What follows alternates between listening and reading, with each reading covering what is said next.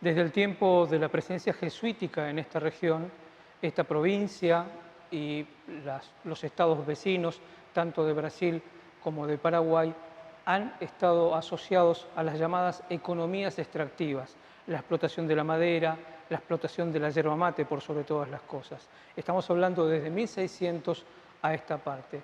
Hoy vamos a ver de cerca el funcionamiento de los sistemas de navegación, el comercio y sobre todo el surgimiento de lo que fue la élite local asociada precisamente con esa forma de la economía.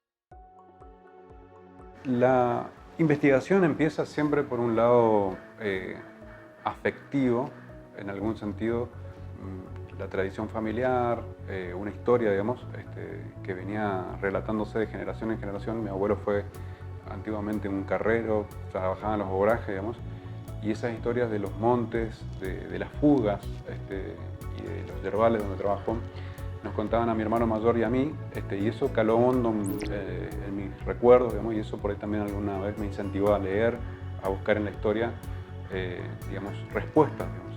Mi abuelo siempre nos contaba que era carrero en el obraje de Barte, no sabíamos, yo en ese momento no sabía muy bien a qué se refería, y bueno, en ese momento cuando presenté mi primer trabajo, que fue la tesis de licenciatura en Historia, que fue la navegación y la actividad económica en el Alto Paraná, que tuvo la suerte de que se lo publicó. Entonces me encontré con una serie de acontecimientos y de hitos que fueron marcando, digamos, las líneas de trabajo que después más adelante los desarrollé acá en estos dos trabajos que concluyeron en la tesis de maestría y tesis de doctorado. Y que tenían que ver básicamente con, digamos, empresas, ¿sí? Aparecía la empresa Barte, aparecían otras empresas, la empresa Núñez y Gibaja, aparecían otras empresas como la Industrial Paraguaya, la Mate Laranjeira, y todas eran pistas que de alguna manera estaban ahí y que el trasfondo, digamos, que buscaba yo entender, digamos, era, bueno, cuál era la relación entre estas empresas, por qué estaban ahí, cómo habían surgido. Esas preguntas fueron calando hondo, digamos, que también, de alguna manera, también me incentivaron después a analizar esas relaciones con categorías ya de las ciencias antropológicas, digamos, intercambio, reciprocidad, ¿sí? Porque en principio, digamos, analizando también a partir de otros componentes como las teorías de las élites, hay una interpretación más literal, si se quiere decir, o menos crítica, que entiende que los grupos dominantes solamente son dominantes y no hay conflictos entre estos grupos, ¿sí? Entonces lo que fui entendiendo a partir de estos avances, estas disquisiciones, digamos, tenían que ver fundamentalmente con ver, bueno, quién estaba aliado a quién, con quién estaba enfrentado, ¿sí? Qué competencia había por los recursos naturales y por qué centrados en un aspecto en particular que tenía que ver con la yerba mate y la madera silvestre. Esos son los elementos que estaban ahí y que había que tejer una trama, unirlos para entender por qué pasaban estas cosas, ¿no? Y por qué, por ejemplo, algunos personajes como Domingo Barte, sin lugar a dudas, se destacaron en este periodo y eran representativos de una época, ¿sí? También esto, el recorte temporal no es casual, digamos, tiene que ver con una época en la cual se inicia un ciclo y que culmina, pero no del todo, digamos. Es una historia que deja de ser dominante, digamos, un patrón que fue el predominante, pero no deja de desaparecer hasta incluso nuestros días, digamos. Seguimos hablando, por ejemplo, de extractivismo, de problemas, digamos, entre la clase trabajadora con la clase patronal. Siguen existiendo esas mismas, digamos, oposiciones, aunque expresadas desde otra forma, desde otro ángulo. ¿Qué pasa? Se me ha desparramado el baúl. Y para juntar toda esa mugre me haces parar los fierros. ¡Volve para tu lugar! Lo rejunto enseguida, patrón. ¡Volve si no querés que te desloje! ¡Vamos! así será, animal.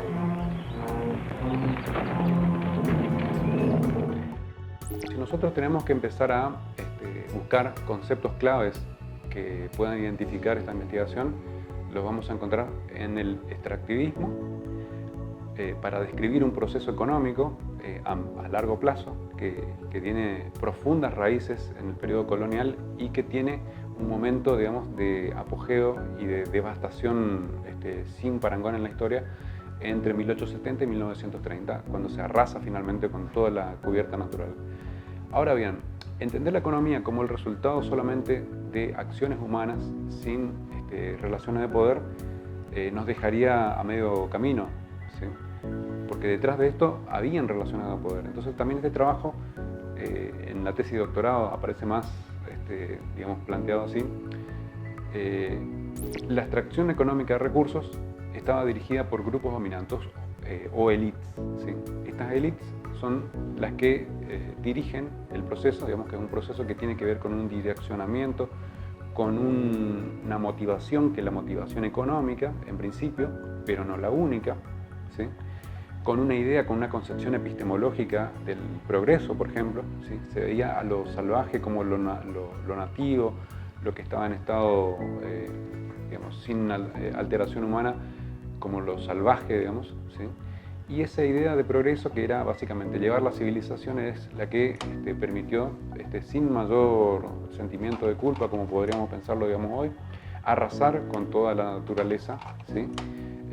Y arrasar también en pos del progreso con los mismos incentivos económicos. La yerba mate, por ejemplo, se cosechaba de una forma muy diferente a la que se hace hoy. No existía el cultivo, se tenía que talar el árbol y una vez talado, que eran árboles de 20, 30 metros, digamos, se deshojaban y esos árboles quedaban inútiles, putrefactos, digamos, en pocos años, y no había ninguna reposición. Entonces, por eso también esa depredación de los recursos naturales, ese extractivismo salvaje, podemos decir, lo que obligaba es que permanentemente los exploradores que habían reconocido el territorio y descubierto los primeros yerbales salgan nuevamente a buscar nuevos yerbales y así sucesivamente. Entonces, la primera parte de la extracción de la economía extractivista fue dominada por la yerba mate.